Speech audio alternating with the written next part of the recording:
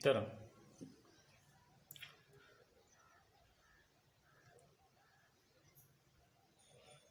विद्यार्थी मित्रांनो, BA प्रथम वर्षामध्ये आपल्या सर्वांचं स्वागत आहे. या ठिकाणी आपण सेमिस्टर फर्स्टमधील प्राकृतिक भूगोलाची ओळख या पेपरची सुरुवात करत आहोत. त्यामध्ये पहिलं प्रकरण आहे प्राकृतिक भूगोलाची व्याख्या, स्वरूप आणि व्याप्ती. प्राकृतिक भूगोल पाहण्याच्या पहिलं आपल्याला त्या ठिकाणी भूगोल म्हणजे काय हे पाहणं महत्त्वाचं ठरणार आहे. तर भूगोल हे एक शास्त्र आहे, एक विज्ञान आहे. भूगोलाला इंग्रजीमध्ये आपण जॉग्राफी असं म्हणतो आणि जॉग्राफी हा जो शब्द आहे तो मुळात ग्रीक भाषेमधून आलेला आहे. जिओ आणि ग्राफी या दोन शब्दापासून जॉग्राफी या शब्दाची उत्पत्ती झालेली आहे. जिओ या शब्दाचा अर्थ द अर्थ किंवा पृथ्वी असा होतो, तर ग्राफी याचा अर्थ डिस्क्रिप्शन, वर्णन किंवा डिस्कोर्स, वक्ल करणे असा होतो. यावरून भूगोलाची प्राथमिक व्याख्या तयार होते. पृथ्वीचे वर्णन करणारे शास्त्र म्हणजे भूगोल होय. भू आणि गोल म्हणजे थोडक्यात जमीन गोल आहे किंवा पृथ्वी गोल आहे असा अर्थ भूगोल या शब्दावरून आपल्याला होतो. तर पृथ्वीचं वर्णन करणारं शास्त्र म्हणजे काय, तर पृथ्वीच्या पृष्ठभागावर जे काही घटक आढळतात त्या घटकांचं वर्णन करणारं शास्त्र म्हणजे भूगोल आहे. कोणते कोणते घटक पृथ्वीच्या पृष्ठभागावर आढळतात, तर या घटकांची दोन गटामध्ये प्रामुख्याने विभागणी केली जाते. एकाला आपण निसर्गनिर्मित घटक किंवा प्राकृतिक घटक असं म्हणतो आणि दुसऱ्याला मानवनिर्मित किंवा सांस्कृतिक घटक असं म्हणत असतो. निसर्गनिर्मित घटकामध्ये भूपृष्ठ आहे, पर्वत आहेत, पठारे आहेत, मैदानी भाग आहेत, महासागर आहेत, आकाश आहे, ढग आहे, पर्जन्य आहे, वारा आहे, मृदा आहे, वनस्पतीचे प्रकार आहेत, मातीचे प्रकार आहेत आणि शेवटी मानव हा घटक देखील आहे. हे सगळं निसर्गानं निर्माण केलं म्हणून ते नैसर्गिक घटक असतात. सांस्कृतिक घटक म्हणजे मानवानं पृथ्वीच्या पृष्ठभागावर जे काही निर्माण केलं ते सर्व घटक सांस्कृतिक किंवा मानवनिर्मित घटकामध्ये मोडतात. यामध्ये मग रस्ते असतील, वस्त्या असतील, शेती असेल, म्हणजे सर्व वाहतूक, संदेशवहनाची साधनं, सर्व प्रकारच्या वास्तू या सगळ्या मानवानं निर्माण केलेल्या आहेत, मानवानं उभारलेले आहेत. हे सगळे सांस्कृतिक घटक आहेत आणि या दोन घटकांच्या आधारेच भूगोलाची वाटणी होते किंवा भूगोलाच्या दोन प्रमुख शाखा पडतात. त्यामध्ये पहिली शाखा प्राकृतिक भूगोल आहे आणि दुसरी शाखा मानवी भूगोल आहे. तर भूगोलाची दुसरी व्याख्या काय, तर भूगोल हे वितरणाचे किंवा वाटणीचे शास्त्र आहे. पहिल्यांदा भूगोलामध्ये पृथ्वीच्या पृष्ठभागावर आढळणाऱ्या घटकांचं वर्णन केलं गेलेलं आहे. परंतु पृथ्वीच्या असं दिसून आलं की पृथ्वीच्या पृष्ठभागावर अनेक घटक आहेत आणि अनेक घटक असल्यामुळं त्या ठिकाणी हे घटक लक्षात ठेवणं अवघड झालं. म्हणून त्या ठिकाणी भौगोलिक घटकांची किंवा भूगोलातील घटकांचं वितरण केलं गेलं. भूगोल वाटणीचं शास्त्र किंवा वितरणाचं शास्त्र असं त्या ठिकाणी संबोधण्यात आलं. आता या ठिकाणी आपल्याला एक उदाहरण देईल की पृथ्वीची वाटणी 2 गटामध्ये सर्वात पहिल्यांदा झालेली आहे, ज्याला आपण पाण्याचे भाग आणि जमिनीचे भाग असं संबोधतो. तर ही वाटणी आहे. तर 71% भाग महासागराचा आहे आणि 29% भाग हा जमिनीचा आहे. पृथ्वीचं एकूण क्षेत्रफळ 510 दशलक्ष चौरस किलोमीटर आहे. त्यापैकी 362 दशलक्ष चौरस किलोमीटर एवढं क्षेत्रफळ जे आहे ते महासागरांचं आहे आणि 148 दशलक्ष चौरस किलोमीटर हे क्षेत्रफळ जमिनीचं आहे. आपण वाटणी केली, विभागणी केली, म्हणून भूगोल हे विभागणीचं शास्त्र आहे किंवा वितरणाचं शास्त्र आहे. त्यानंतर भूगोल हा मानवी क्रियाप्रक्रियांचा अभ्यास आहे. मानव हा पृथ्वीच्या पृष्ठभागावरील सर्वात क्रियाशील असा घटक आहे. तो विविध क्रियाप्रक्रिया पृथ्वीच्या पृष्ठभागावर करत असतो, पर्यावरणीय घटकांचा वापर करत असतो आणि त्यामधून आपला आर्थिक विकास किंवा सांस्कृतिक विकास साध्य करत असतो. आता तो काय क्रियाप्रक्रिया करतो? तर विविध क्रिया करतो. जसं त्याच्या आर्थिक क्रिया जर आपण पाहिल्या तर माणूस हा शेती करतो, पशुपालन करतो, मत्स्यमारी करतो, औद्योगिक क्रिया करतो, कारखाने उभारतो, विविध उत्पादने घेतो, वाहतूक आणि संदेशवहनाच्या साधनांचा विकास करतो. तर हे या सगळ्या मानवाच्या क्रियाप्रक्रिया आहेत. मानवाचा पर्यावरणाशी संबंध असतो आणि पर्यावरणाचा प्रभाव माणसावर पडत असतो. जसं पर्यावरण आहे त्याप्रमाणे मानवाची जडणघडण होत असते. 1908 मध्ये आंतरराष्ट्रीय भूगोल परिषदेमध्ये भूगोलाची व्याख्या करण्यात आली.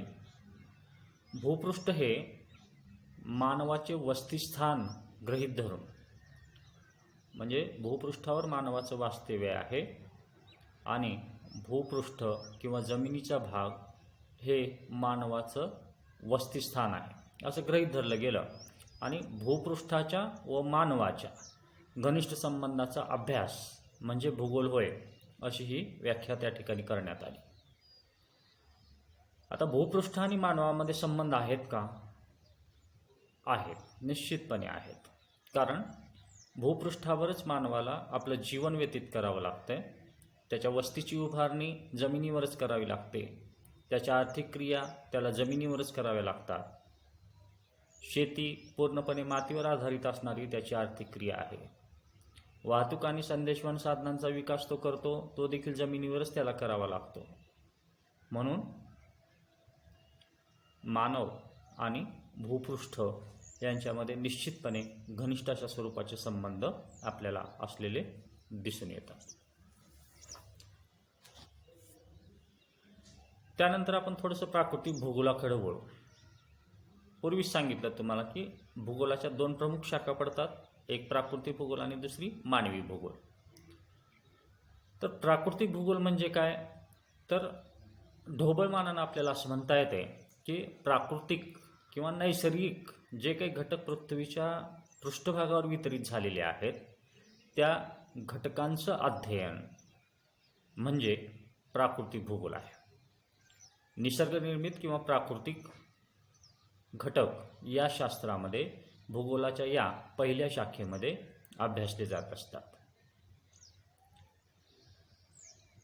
प्राकृतिक भूगोलाच्या अनेक व्याख्या विद्वानांनी केलेल्या आहेत.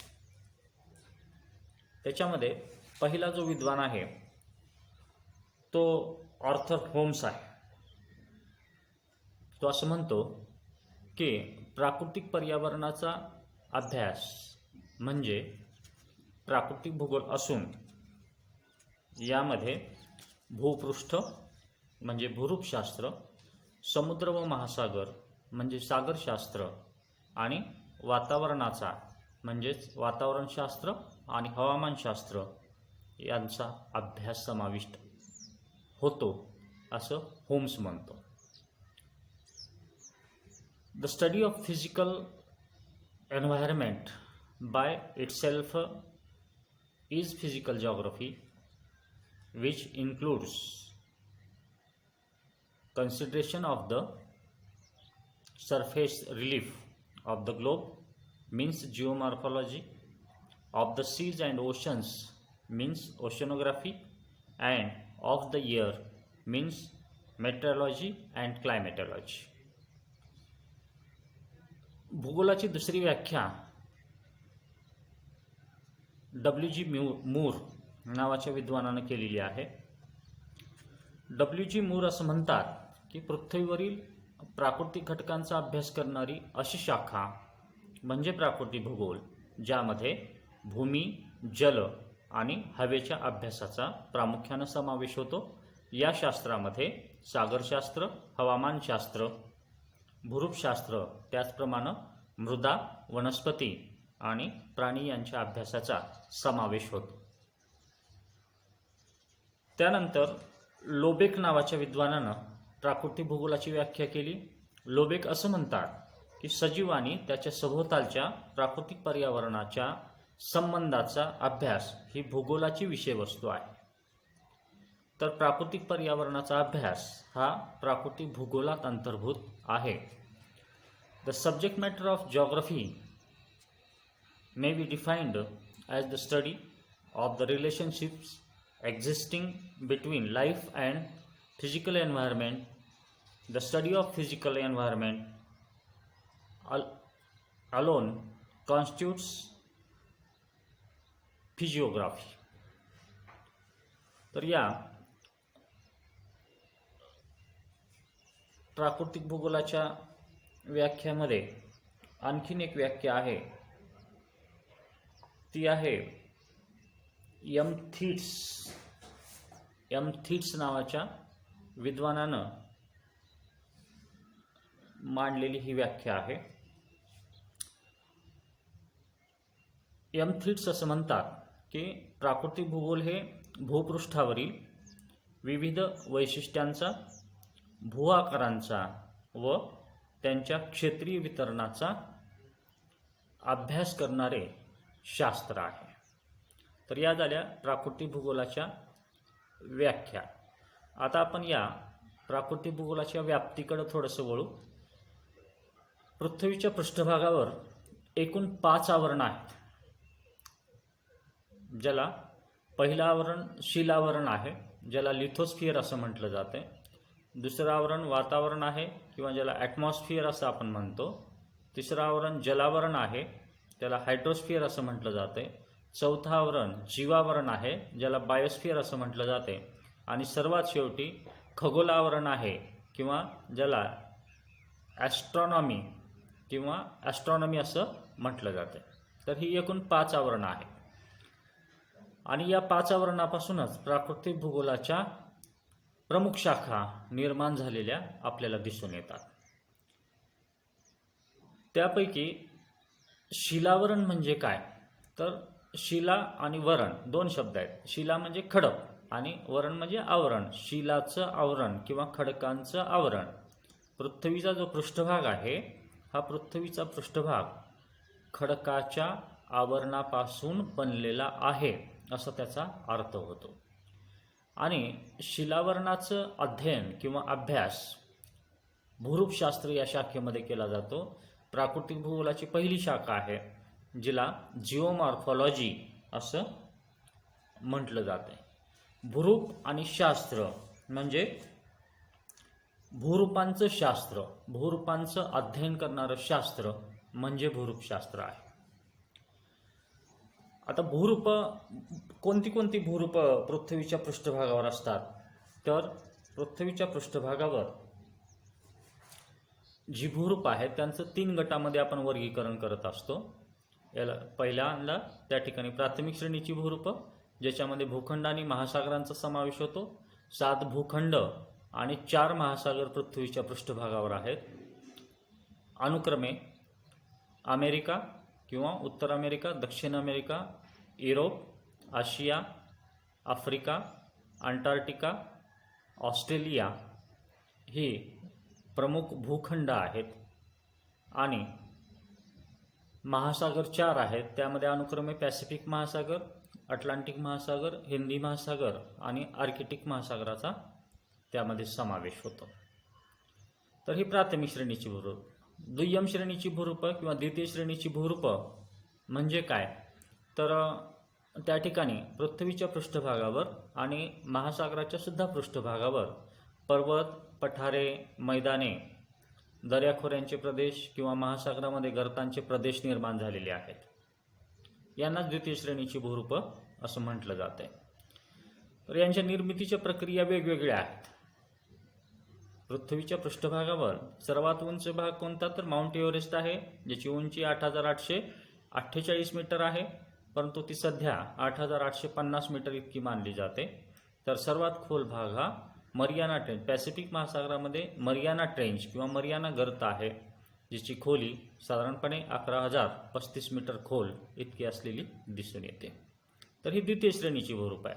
त्यानंतर तृतीय श्रेणीच्या भूरूपामध्ये पृथ्वीच्या पृष्ठभागावर विविध बाह्यकारक कार्य करत असतात. त्यामध्ये नदी, हिमनदी, वारा, भूमिगत पाणी, सागरी लाटा या कारकांचा त्यामध्ये प्रामुख्याने समावेश होतो.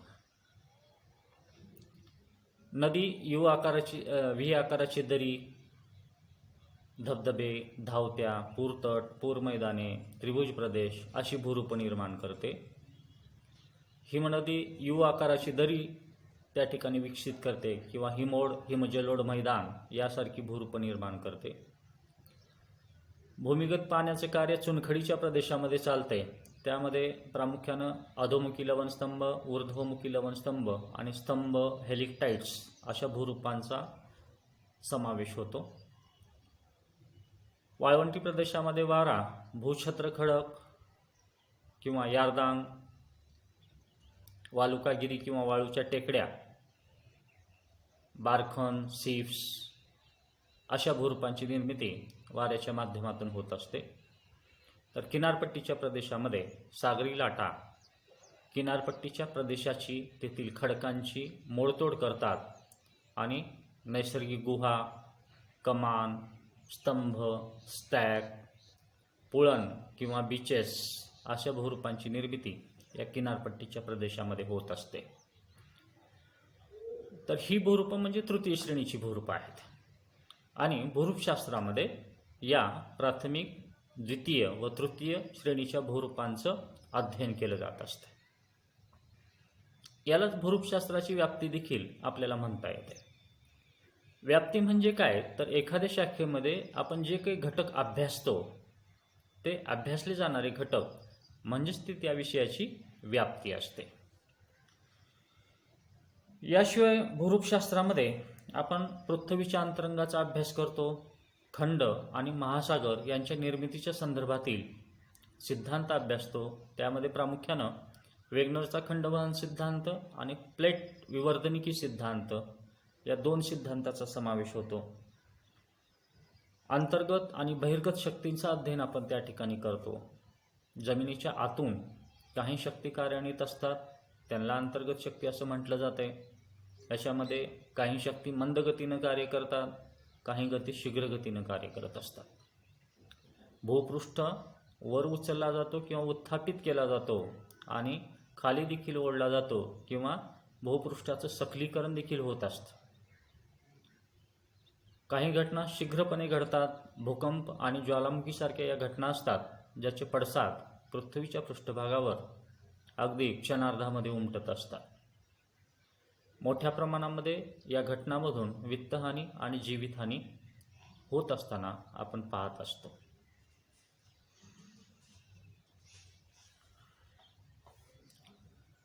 त्यानंतर दुसरं जे आवरण आहे त्याला आपण वातावरण असं म्हणतो किंवा याला ॲटमॉस्फिअर असं म्हटलं जातं. पृथ्वीच्या सभोवताली वातावरण आहे आणि हे जे वातावरण आहे पृथ्वीमधील गुरुत्वाकर्षण शक्तीमुळं पृथ्वीशी निगडीत राहिलेला आहे. साधारणपणे भूपृष्ठापासून 80 किलोमीटरपर्यंतचं जे वातावरण आहे ते आपल्या दृष्टीनं महत्त्वाचं आहे. आणि त्यामध्येही 8 ते 12 किलोमीटरपर्यंतचं जे आवरण आहे ते आपल्याशी प्रत्यक्षपणे संबंधित असलेलं दिसून येते.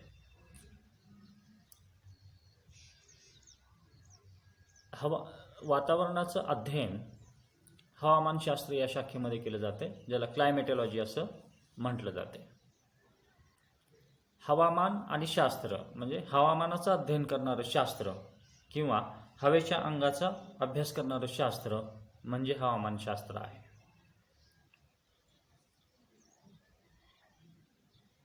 हवामानशास्त्रामध्ये पृथ्वीवर विविध प्रकारचं हवामान आहे आणि त्याचा नैसर्गिक पर्यावरणावर होणारा जो परिणाम असतो त्याचा अभ्यास केला जातो. पृथ्वीच्या सभोवताली वातावरण आहे, त्याचे विविध घटक आहेत. वातावरणाच्या थरांचं अध्ययन आपण या शाखेमध्ये करतो. वातावरण हे प्रामुख्यानं 4 थरामध्ये विभागलं गेलेलं आहे, ज्याला आपण तपांबर, स्थितांबर, आयनांबर आणि बाह्यांबर किंवा चुंबकीय मंडल असं म्हणतो. हवेचे विविध अंग आहेत, जसं तापमान हे पहिलं अंग आहे. सूर्यापासून आपल्याला ऊर्जा प्राप्त होत असते. तापमानाच्या नंतर हवेचा दाब आहे. तापमान, दाब, वातावरणामध्ये आर्द्रतेचं प्रमाण आहे. ढगांची निर्मिती होते, इंद्रधनुष्याची निर्मिती होते, पाऊस पडतो, हिमवृष्टी होते. तर हे सगळे घटक आपल्याला त्या ठिकाणी हवेशी संबंधित आहेत किंवा वातावरणाशी संबंधित आहेत.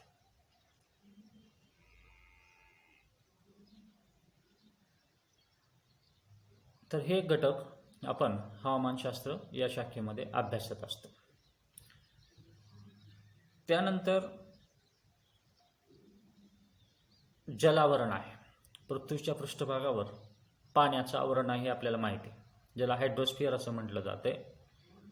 2 गटामध्ये आपण पाण्याची विभागणी करतो, खारं पाणी आणि गोड पाणी. महासागरामधून असणारं पाणी हे खारं आहे,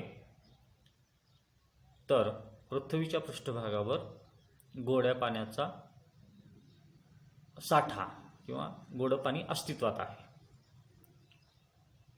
100% जलावरण गृहीत धरलं तर 97% जे पाणी आहे ते खाऱ्या स्वरूपामध्ये आहे, म्हणजे गोड्या पाण्याचं प्रमाण फक्त 3% आहे. आणि या 3%मध्ये 2.1% जे पाणी आहे ते 2.1% पाणी बर्फाच्या स्वरूपामध्ये अस्तित्वात आहे. अंटार्क्टिका खंड असेल किंवा उत्तर ध्रुवीय प्रदेश असेल किंवा उच्च पर्वतीय प्रदेश, हिमालय, रॉकीज, अँडीज, ॲप्लिशियन या पर्वतामध्ये 5000 मीटर उंचीच्या पलीकडं हिमाचं आच्छादन असलेलं दिसून येते. उरलं 0.9% पाणी. हे 0.9% पाणीच त्या ठिकाणी वाहत्या स्वरूपामध्ये असते, म्हणजे नदी, नाले, ओढे या माध्यमातून वाहणारं हे पाणी असते. भूगर्भीय जलाचा साठा असतो जमिनीमध्ये. तर हे अशा प्रकारे पाण्याचं वितरण त्या ठिकाणी असलेलं आपल्याला दिसून येते. जलावरणाचा अभ्यास सागरशास्त्रामध्ये केला जातो. सागर आणि शास्त्र याच्यावरून अर्थबोध असा होतो की सागरांचं अध्ययन करणारं शास्त्र म्हणजेच महासागराच्या भौतिक, रासायनिक आणि जैविक गुणधर्माचं अध्ययन करणारं शास्त्र म्हणजे सागरशास्त्र आहे, अशी आपल्याला सागरशास्त्राची व्याख्या करता येते. आता महासागराची भौतिक वैशिष्ट्ये कोणती असतात, तर महासागराचं जल हे खारं आहे किंवा त्याच्यामध्ये मिठाचं प्रमाण आहे किंवा क्षारतेचं प्रमाण आहे. क्षारता हा महासागरीय जलाचा भौतिक गुणधर्म आहे. महासागराला तापमान आहे. सूर्याद्वारे जशी जमिनीला उष्णता मिळते तसेच महासागरांच्या भागांनाही मिळते, म्हणून महासागरीय जलाला तापमान आहे. तापमान हा महासागरीय जलाचा भौतिक गुणधर्म आहे. तापमान आहे म्हणून महासागरीय जलाला जडत्व आहे किंवा घनता आहे. घनता हा त्या पाण्याचा भौतिक गुणधर्म आहे. म्हणजे क्षारता, तापमान, घनता, सागरीय जलाच्या हालचाली या 3 माध्यमातून होत असतात, ज्याला आपण अनुक्रमे सागरी लाटा, भरती ओहोटी आणि सागरी प्रवाह असं संबोधतो. तर हे सगळे या सागरीय जलाचे भौतिक गुणधर्म आहेत. रासायनिक गुणधर्म, क्षारता हा त्याचा रासायनिक गुणधर्म सुद्धा ठरतो. जैविक गुणधर्म, महासागराच्या पाण्यामध्ये अनेक म्हणजे सूक्ष्मात सूक्ष्म जीवापासून, प्राण्यापासून, वनस्पतीपासून महाकाय प्राण्यापर्यंत आणि वनस्पतीपर्यंतचा समावेश या जीवावरणामध्ये होत असतो. आणि महासागराच्या पाण्याचा हा एक त्या ठिकाणी जैविक गुणधर्म असलेला दिसून येतो. महासागरामध्ये अनेक प्रकारचे जीव त्या ठिकाणी विचरण करताना आपल्याला दिसून येतात. त्यानंतर चौथं जे आवरण आहे त्याला जीवावरण किंवा बायोस्फिअर असं म्हटलं जाते. यामध्ये 2 घटक अंतर्भूत असतात, एक वनस्पती आणि दुसरं प्राणी. पृथ्वीच्या पृष्ठभागावर किंवा महासागराच्या तळभागावर वनस्पतीचे विविध प्रकार असलेले आपल्याला दिसून येतात.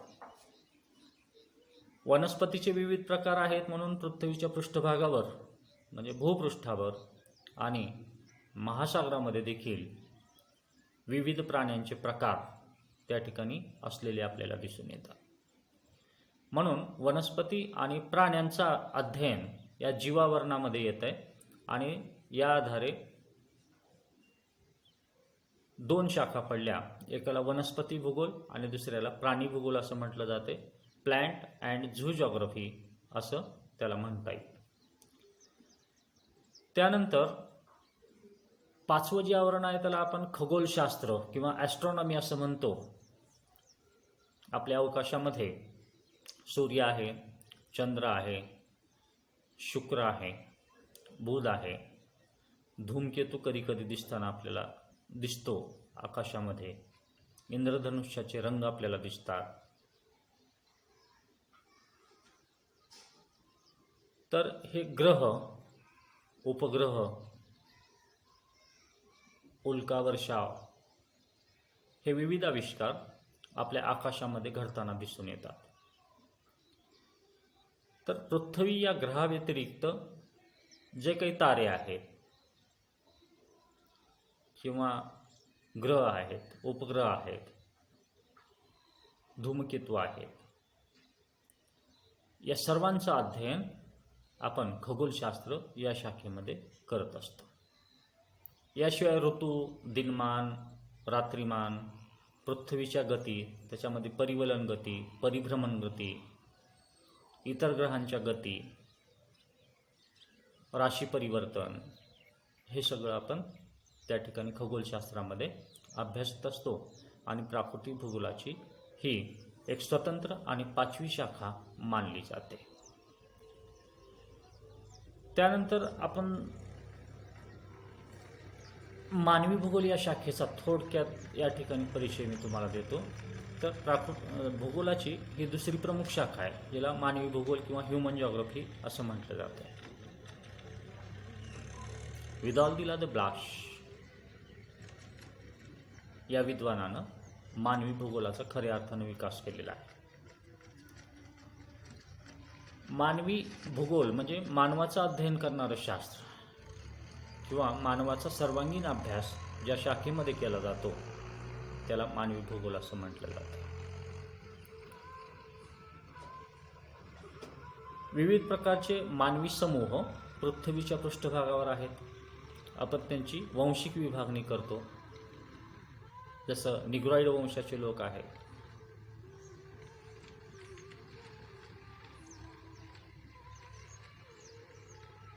किंवा आपण त्यांची विकसित देश, अविकसित देश, विकसनशील देश अशी आर्थिक घटकांच्या आधारे देखील विभागणी करत असतो. रंगावरून मानवाची विभागणी होते, त्याच्या आर्थिक व्यवसायावरून मानवाची विभागणी होते, त्याच्या धर्माच्या आधारे आपल्याला त्या ठिकाणी विभागणी करता येते. लिंगनिहाय विभागणी करतो. स्त्री आणि पुरुष हे लिंगनिहाय विभागणी आहे. साक्षरतेच्या आधारे आपल्याला विभागणी करता येते, साक्षर आणि निरक्षर लोक. तर अशी विविध गटामध्ये विविध घटकांच्या आधारे आपण त्या ठिकाणी मानवाची विभागणी करू शकतो. म्हणजे मानवाची जी सर्वांगीण वैशिष्ट्ये असतात, जसं मानवाची सामाजिक वैशिष्ट्ये आहेत, आर्थिक वैशिष्ट्ये आहेत, सांस्कृतिक वैशिष्ट्ये आहेत आणि भौतिक वैशिष्ट्ये किंवा प्राकृतिक वैशिष्ट्येसुद्धा आहेत. काही माणसं काळ्या रंगाची दिसतात, काही माणसं गोऱ्या रंगाची दिसतात, काही त्या ठिकाणी मध्यम रंगाची किंवा त्या ठिकाणी गव्हाळ वर्णाची माणसं आपण त्यांना म्हणत असतो. मानवाची उंची वेगवेगळी आहे, मानवाची शारीरिक क्षमता वेगवेगळी आहे, डोळ्याची ठेवण वेगळी आहे, नाकाची ठेवण वेगळी आहे, ओठाची ठेवण वेगळी आहे, त्यांचा बुद्ध्यांक वेगवेगळा आहे. तर ही विभागणी त्या ठिकाणी आपण सहजपणे करू शकतो आणि हे सगळं मानवी भूगोलाशी निगडीत असणारे विषय आहेत.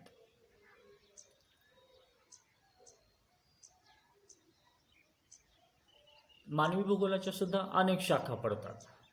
जसं मानवी भूगोल हीच पहिली शाखा आहे, त्यानंतर सामाजिक भूगोल ही एक शाखा आहे. मानव समूह हा विविध सामाजिक गटामध्ये विभागला गेलेला आहे. जसं आपण म्हणतो हिंदू समाज, मुस्लिम समाज किंवा शीख समाज, ख्रिश्चन समाज, ही सामाजिक विभागणी. मानवाला सामाजिक वैशिष्ट्ये असतात आणि या एखाद्या विशिष्ट समाजामध्ये किंवा समाजाच्या गटामध्ये विशिष्ट प्रकारच्या चालीरीती, रूढी परंपरा असलेल्या दिसून येतात. जसं हिंदू संस्कृतीमध्ये स्त्रियांनी कुंकू लावणं हे त्या ठिकाणी आवश्यक मानलं जातं. एक रूढी आहे हिंदू समाजामध्ये. तेच मुस्लिम समाजामध्ये कुंकू लावण्याची प्रथा नाही. तर या प्रत्येक सामाजिक गटाच्या वेगवेगळ्या रूढी परंपरा असलेल्या आपल्याला दिसून येतात. त्यानंतर राजकीय भूगोल ही एक शाखा आहे मानवी भूगोलाची. देशाच्या सीमा असतील, ज्याला आपण आंतरराष्ट्रीय सीमा असं म्हणतो, देशाच्या अंतर्गत सीमा असतील, म्हणजे सीमा, सीमांत, सीमा प्रश्न. जसा महाराष्ट्र आणि कर्नाटकमध्ये बेळगावचा सीमा प्रश्न आहे.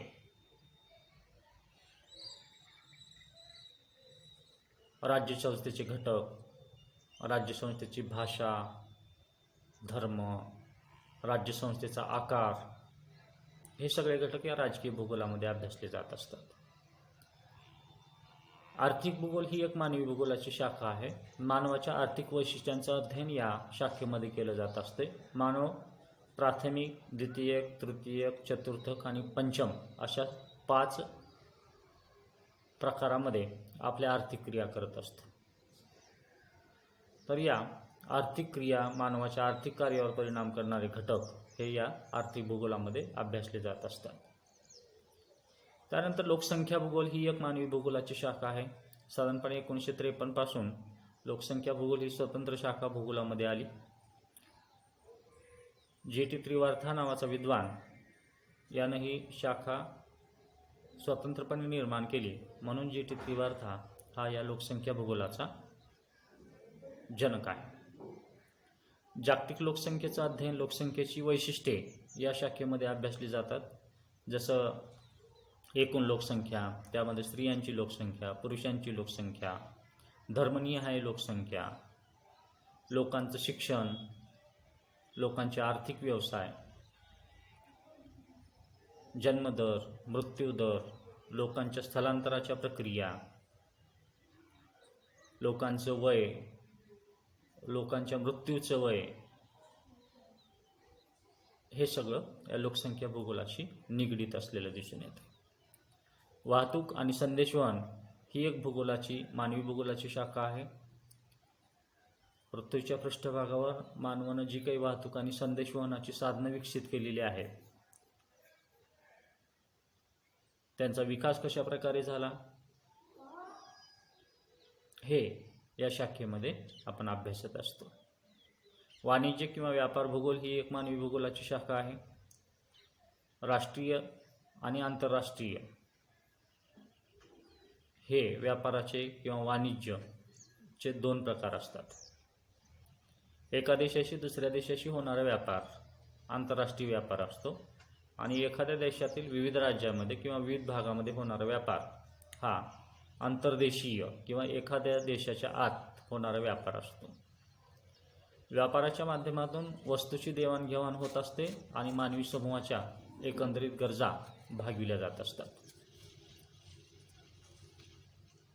जसं आपण इराण, इराक आणि कुवेतकडून पेट्रोलियमची आयात करतो किंवा पेट्रोलियमजन्य पदार्थांची आयात करत असतो आणि आपल्या देशातील गरज या व्यापाराच्या माध्यमातून भागविली जाते. आपण साखरेची निर्यात आंतरराष्ट्रीय बाजारामध्ये मोठ्या प्रमाणामध्ये करतो. तर याला म्हणायचं व्यापार भूगोल किंवा वाणिज्य भूगोल. पर्यटन भूगोल ही एक मानवी भूगोलाची विकसित झालेली अतिशय महत्त्वाची शाखा आहे. आपण पर्यटनासाठी जात असतो किंवा मानव हा पर्यटन करतो. एका प्रदेशामधून तो दुसऱ्या प्रदेशामध्ये जात असतो आणि तो विविध कारणामुळं एका प्रदेशातून दुसऱ्या प्रदेशात जातो. मग एखादं ठिकाण पाहण्यासाठी आपण जातो, कधी व्यापाराच्या निमित्तानं जातो, कधी सामाजिक कारणं असतात, कधी आर्थिक कारणंसुद्धा असतात. तर मानव काही कालावधीकरता, काही दिवसाकरता एका प्रदेशामधून दुसऱ्या प्रदेशामध्ये जात असतो आणि त्या ठिकाणी जे काही पर्यटन असतं तो पर्यटन करत असतो. औद्योगिक भूगोल ही एक मानवी भूगोलाची शाखा आहे. उद्योगांची उभारणी मानवानं केलेली आहे. हे उद्योग देखील विविध गटामध्ये विभागले जात असतात. या उद्योगावर परिणाम करणारे घटक, उद्योगांचे वर्गीकरण, उद्योगातील उत्पादन, बाजारपेठ, भांडवल पुरवठा, उद्योगांना भांडवल पुरवठा, हे जे घटक असतात ते या औद्योगिक भूगोलाशी निगडीत असतात. सांस्कृतिक घटक सांस्कृतिक भूगोलामध्ये अभ्यासले जात असतात. मानवाची विविध सांस्कृतिक अंग आहेत. तो विविध रूढी परंपरा पाळतो, विविध सण उत्सव साजरे करत असतो. जसं मुस्लिम समाजामध्ये मोहरम, हिंदू धर्मीयामध्ये दिवाळी असेल, दसरा असेल, ख्रिश्चनामध्ये ख्रिसमस डे असेल. तर हे प्रत्येक जाती धर्मामध्ये वेगवेगळ्या प्रकारचे सण उत्सव साजरे केले जातात, वेगवेगळ्या प्रकारच्या रूढी परंपरा पाळल्या जातात. ही मानवाची सांस्कृतिक अंग असतात आणि ते सांस्कृतिक भूगोलाशी निगडीत आहे. कृषी भूगोल ही मानवी भूगोलाची शाखा आहे आणि प्रामुख्यानं ते आर्थिक भूगोलाची शाखा आहे. कृषी हा मानवाचा प्रमुख व्यवसाय आहे. कृषीवर परिणाम करणारे घटक, कृषीमधील उत्पादनं, येणारे प्रश्न आणि त्याच्या समस्या, हे सगळे घटक त्या ठिकाणी कृषी भूगोल या शाखेमध्ये अभ्यासले जात असतात. याशिवाय मानवी भूगोलाच्या अनेक शाखा पडतात, परंतु आपल्याला मानवी भूगोलाच्या खोलामध्ये या ठिकाणी जायचं नाही. आपला संबंध प्राकृतिक भूगोलाशी आहे आणि प्राकृतिक भूगोलाचं अध्ययन आपल्याला या ठिकाणी करायचं आहे. तर या ठिकाणी आपण प्राकृतिक भूगोलाची व्याख्या आणि त्याची व्याप्ती काय हे या ठिकाणी आपण स्पष्ट केलं आहे. व्याप्ती सांगत असताना त्या ठिकाणी प्राकृतिक भूगोलाच्या ज्या काही शाखा आहेत त्या शाखांचा सुद्धा या ठिकाणी तुम्हाला अर्थबोध झालेला दिसून येतो.